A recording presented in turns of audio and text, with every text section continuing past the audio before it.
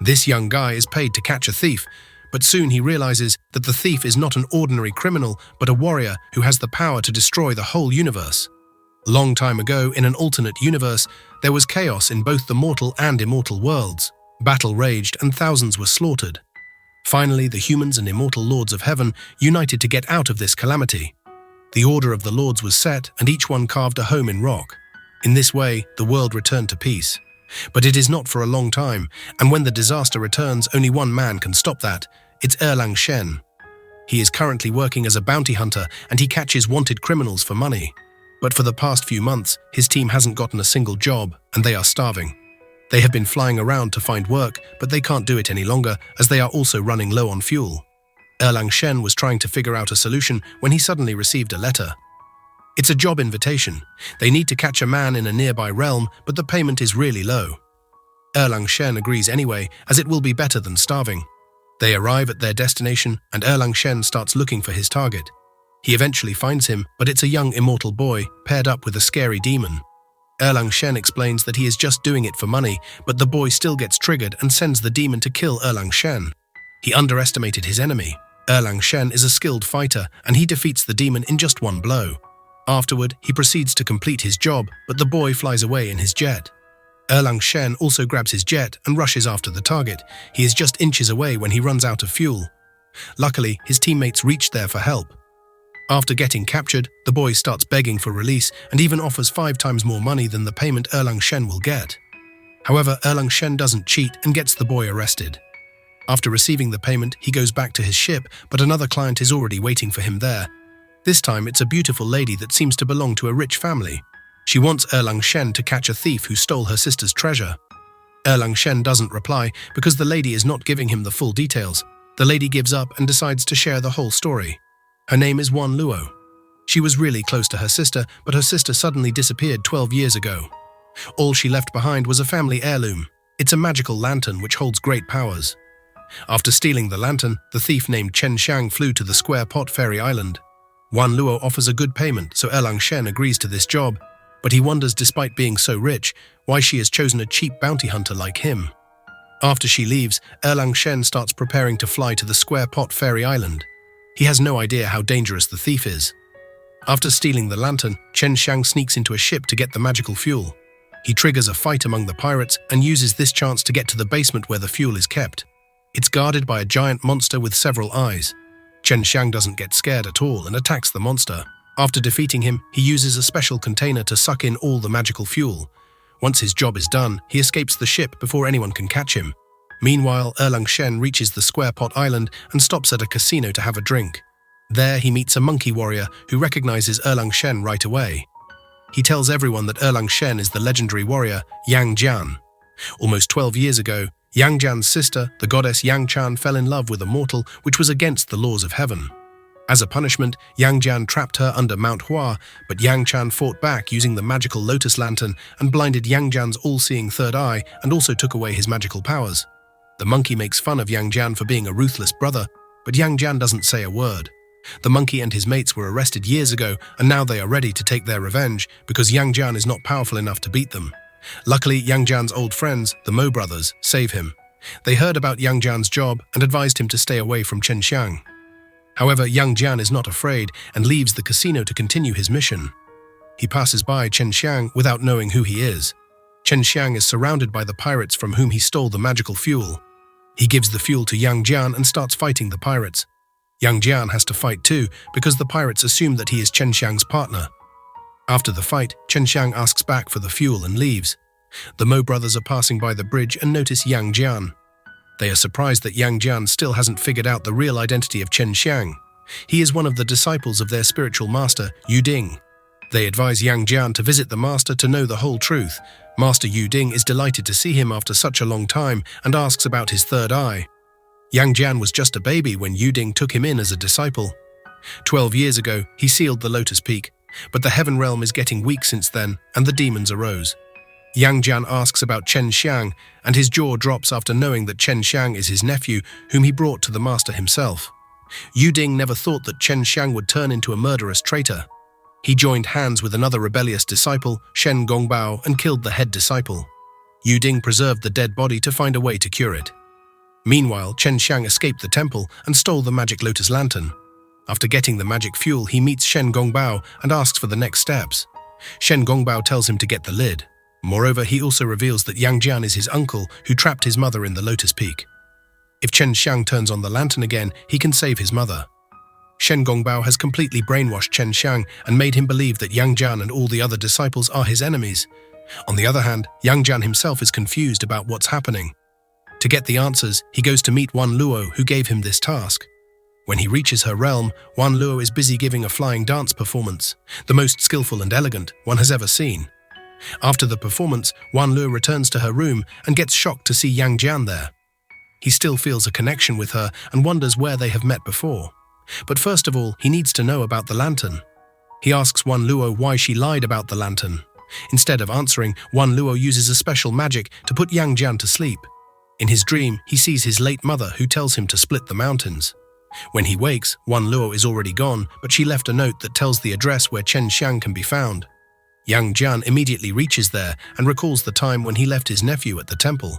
Chen Xiang reveals that the head disciple was a cruel man who beat him every day and starved him for months. He even abused Chen Xiang's parents.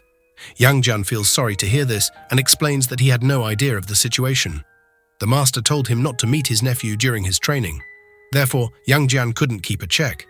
Before he can tell the rest of the story, the Mo brothers reach there to arrest Chen Xiang for the crime of murdering his teacher. Yang Jian helps his nephew escape, so the Mo brothers want to arrest him too. Yang Jian is willing to surrender once his job is done, but the Mo brothers don't listen to him and even bring their third brother to help in capturing Yang Jian. They use their strongest magic of fiery winds and heavenly strings to capture Yang Jian and put him in heaven's prison. There he meets the boy he captured during his last job. He seems like a friendly person, but Yang Jian doesn't feel like talking to anyone. The Mo brothers, whom he considered his friends, have put him in such a misery. Yang Jian stays at the prison for a night, but the next day his crew arrives to rescue him. He still has some magical powers and uses them to break out of the cell. Then he gets back to his ship and escapes the prison. Yang Jian had grabbed a map from Chen Xiang's hideout, and now he wants to go there. It's a lighthouse in another realm where Chen Xiang and Shen Gongbao have already reached. The lantern's lid shines continuously, so someone used it in the lighthouse to guide ships. As they enter the lighthouse, they find one of the Mo brothers, leaking, waiting for them. He mentions the phoenixes that are trapped in Mount Hua. If they escape, the universe will face great chaos. But Shen Gongbao believes that it will happen sooner or later, so better to do it now and save Chen Xiang's mother. Leaking doesn't agree and does split body magic to summon his spirit monster. Shen Gongbao does the same and gets ready to fight till his last breath. Meanwhile, Chen Xiang rushes to get the lantern lid. Leaking notices him and starts attacking him instead. Chen Xiang has also learned split body magic from Shen Gongbao, and he uses it to defend himself. Shen Gongbao is healed by his tiger and joins Chen Xiang in defeating Mo Liking. Afterward, they grab the lantern lid and escape the lighthouse. Another enemy has followed them, and he attacks them with 1,000 light swords. Shen Gongbao takes the attack on himself and tells Chen Xiang to run away with the lid. After a while, Yang Jian reaches there and meets Shen Gongbao. While taking his last breath, Shen Gongbao tells him that Chen Xiang has gone to Mount Li in the mortal realm. Yang Jian feels sorry over Shen Gongbao's death, as they both trained together at the temple for years. Unfortunately, he couldn't be saved. After getting Chen Xiang's address, Yang Jian unites with his crew and asks for help in reaching the mortal realm. Yang Jian had also brought the boy from prison, and he finally came in handy. He takes them to a smuggler island and pays a creepy guy to open the portal to the mortal world. Yang Jian lands in the Chang'an dynasty and starts looking for Chen Xiang. He is shocked to see that the mortal realm is still at war. Meanwhile, Chen Xiang meets with Wan Luo and shows her all the parts of the lantern he brought. She was on his side from the start, but lied to Yang Jian. Luckily, Yang Jian reaches there in time and finally gets a chance to tell the whole truth to Chen Xiang. The Lotus Peak of Mount Hua sits on top of the nest of phoenixes. They are the spirit of great fire and have world-destroying powers. If they break out, everything will end. Yang Jian's mother gave the lotus lantern to Yang Chan so she can look after the peak. But 12 years ago, the phoenixes grew restless and the lantern couldn't keep them down. Yang Jian was told by his master to help his sister, but the phoenixes were too powerful and shattered the lantern. At the last minute, Yang Chan jumped on the lotus peak to stop the phoenixes herself. She asked Yang Jian to take care of her son and seal the lotus peak. Yang Jian grabbed his magical axe and drove it on the rock to seal the peak. Since then, most of his powers are gone. It wasn't because Yang Chan married a mortal. Even her mother married a mortal too, but there's no punishment against that. Chen Xiang feels ashamed of accusing his uncle, but there's still more to know. Wan Luo is also a goddess, and she used to be a close friend of Yang Jian's mother. She takes them to Mount Hua to tell them the rest of the story. Master Yu Ding told the goddesses to suppress the phoenixes, because if they escape, his beloved temple will collapse. He is the selfish man who lied to his disciples about the phoenixes destroying the world. There's no such thing. Yu Ding tricked everybody. Wan Luo asks Yang Jian to help in splitting Mount Hua and rescue his sister, but Yang Jian still doubts her. He wants to confront his master before taking the next step, because Wan Luo has also done some evil deeds. She was the one who appeared in Yang Jian's dream as his mother and motivated him to split the mountains. She is also the one behind the murder of the head disciple and Shen Gongbao, because they had strange wounds on their bodies that resemble the silken magic Wan Luo performs. Wan Luo accepts her crimes, but she has her own reasons. She killed the head disciple to help Chen Xiang escape, and Shen Gongbao was brutally injured when she found him, so she killed him to ease his pain. She did everything to split the mountains. Chen Xiang can't believe that he is being lied to all the time. He loses his temper and summons his spirit monster. Wan Luo runs away, but Yang Jian helps Chen Xiang calm down. When Chen Xiang wakes up, he realizes that Yang Jian has taken off the string from his wrist, which no one else could remove. It is a special thread which his mother wove with her own hair. It's a wick to light the lotus lantern. They must visit Mount Hua to get the bottom of all this. On their way, they also visit the place where Chen Xiang lived as a baby. This makes him miss his mother even more. Yang Jian also notices his axe that is still stuck in the mountains. As they get near the lotus peak, they notice someone already standing there. Yang Jian tells Chen Xiang to run away while he gets stuck in the magic trap set up by Yu Ding and his disciples. It's the Tai Chi scroll which feeds on one's fears and tricks them with their deepest desires.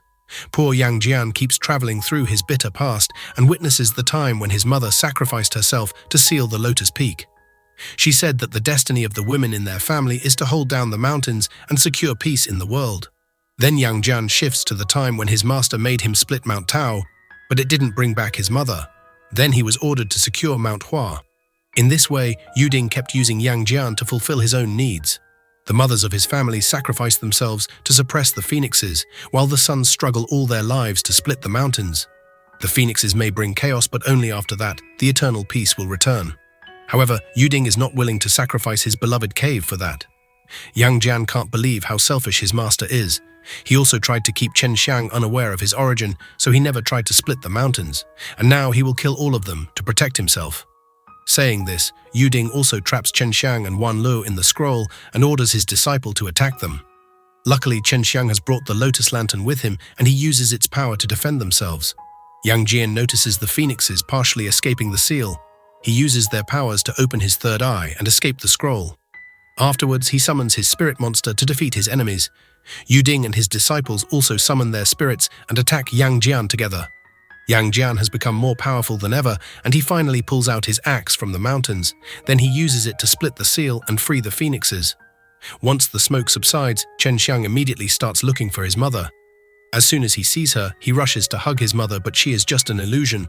Yang Jian still has to stay with the phoenixes and play her part in maintaining peace in the world. She asks Yang Jian to take care of her son and leaves.